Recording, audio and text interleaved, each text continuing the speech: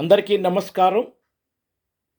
Hyderabad blues నా English channel actually నేను తెలుగులో ఈ మధ్య వీడియోలు అప్లోడ్ చేయడం మొదలుపెట్టాను.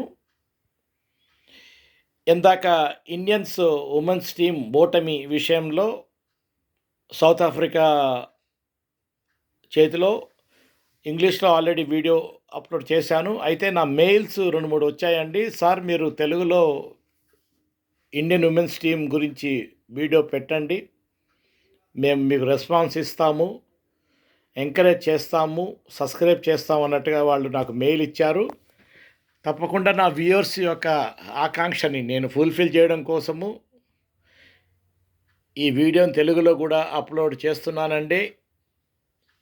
నా పేరు సాయి ప్రసాద్ అలియా సాయి ప్రకాష్. నా ఛానల్ పేరు Hyderabad blues on cricket analysis. నా మెయిల్ ఐడి goodluckprasad@gmail.com. మీ యొక్క అభిప్రాయాలను నాకు పంపండి. నేను తప్పకుండా మీకు సమాధానాలు చెప్తాను. అయితే నిన్న ఓటమి చూసాము సౌత్ ఆఫ్రికా చేతిలో. అందులో చక్కటి ground Andhra cricket association Visakhapatnam ground. Indian team is concern, Indian team point of view మంచి గ్రౌండ్ అండి.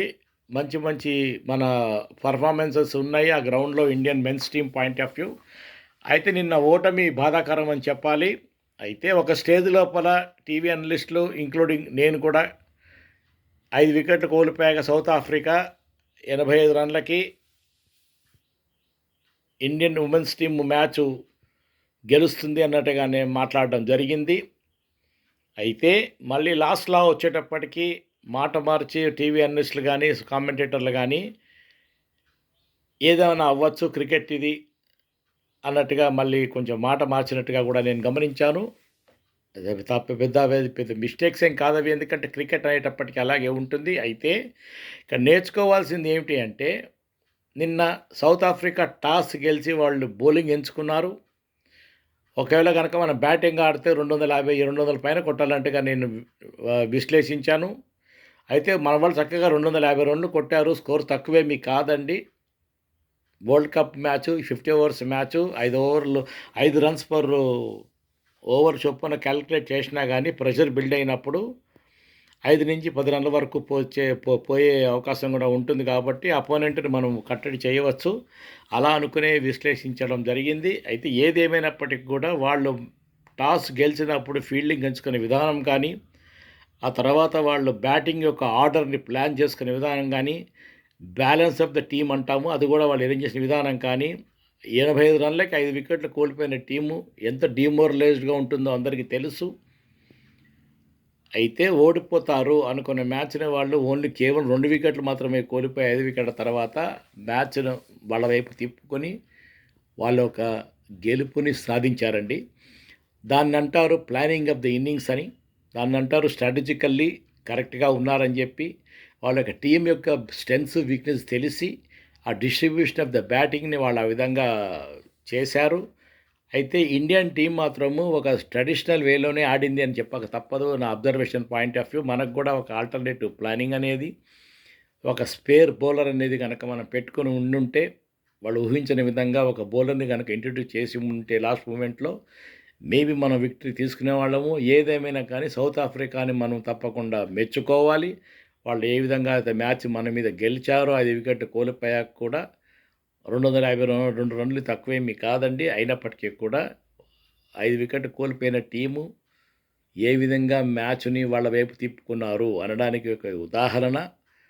ఇండియన్ ఉమెన్స్ టీం మాత్రము వాళ్ళు చేసిన తప్పుల నుంచి లెసన్స్ నేర్చుకోక తప్పదు.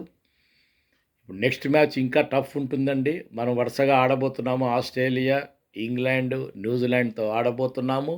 అయితే ఆస్ట్రేలియా ఇదే గ్రౌండ్లో ఆడబోతున్నాము, ఆంధ్ర క్రికెట్ అసోసియేషన్ గ్రౌండ్లో విశాఖపట్నంలో. ఇప్పటికే గ్రౌండ్ పారామీటర్సు, వెదర్ కండిషన్స్, పిచ్ యొక్క ప్లస్ మైనస్ పాయింట్స్, మనం బ్యాటింగ్ ఆడాలా ముందు బౌలింగ్ వేయాలా అనే విషయం కూడా వాళ్ళు ఇప్పటికి ఊహించి ఉంటారు. లాస్ట్ మ్యాచ్లో నేను తప్పకుండా ఇండియా ఫీల్డింగ్ ఆడితే మంచిది, ముందు ఫీల్డింగ్ ఎంచుకుంటే మంచిది అని చెప్పిన విధానం కరెక్టు.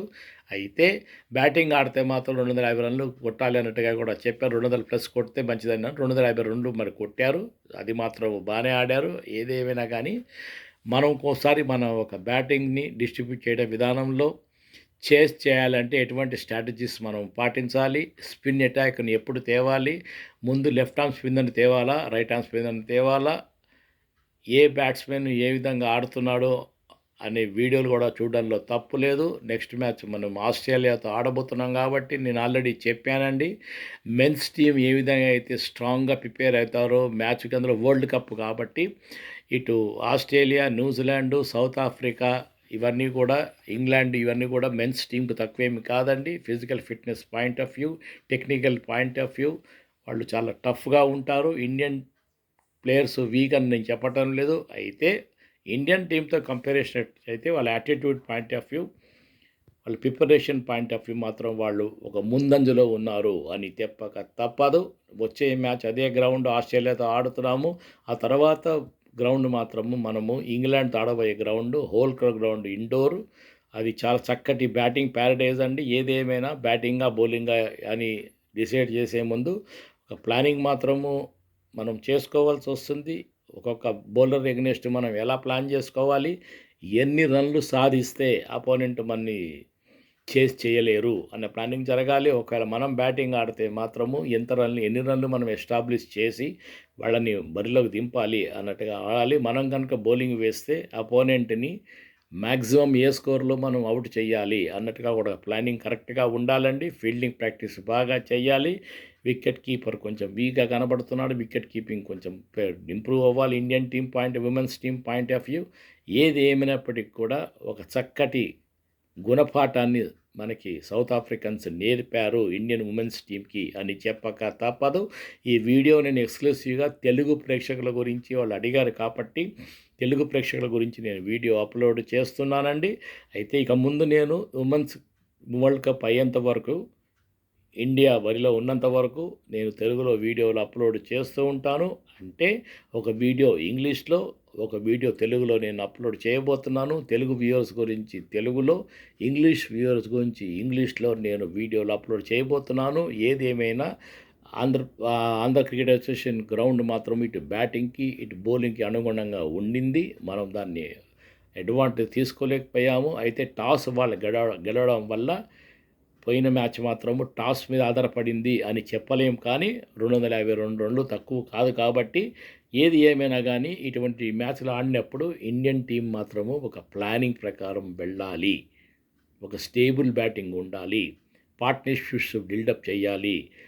ఒకవేళ ముందు బ్యాటింగ్ ఆడితే ఫస్ట్ 15 ఓవర్ల లోపల 125 రన్లు నుంచి 150 రన్ల వరకు అది ఏ ఫార్మాట్ అన్నా కావచ్చు. కానీ 50 ఓవర్స్ ఫార్మాట్‌లో మాత్రము రన్ చేజ్ అనేది టీ20తో కంపారిజన్ ఈజీ అయినప్పటికీ సైకలాజికల్‌గా ఒక ప్రెషర్ ఉంటుందండి. సో, స్టెబిలిటీ, పార్ట్నర్షిప్స్, వికెట్ మధ్యలో చాలా ఇంపార్టెంట్. ఓపెనర్స్ తొందరగా అవుట్ అవ్వడం వల్ల ఆ ప్రెషర్ 1 డౌన్, 2 డౌన్ ఉమెన్స్ మీద పడి కొంచెం ప్రెషర్ లోనయ్యి తక్కువ స్కోర్ మ్యాచెస్ ఉంటాయండి. దాది ఒక సైకలాజికల్‌గా అపోనెంట్స్‌కి ఒక స్ట్రాంగ్ పాయింట్ అవుతుంది.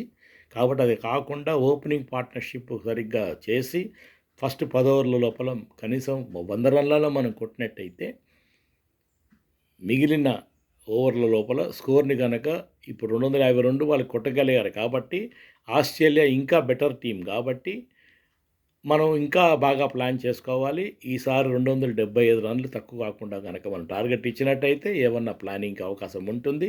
ఇది నేను చెప్పబోయే పాయింట్ అండి. నా పేరు సాయి ప్రసాద్ అలియాస్ సాయి ప్రకాష్.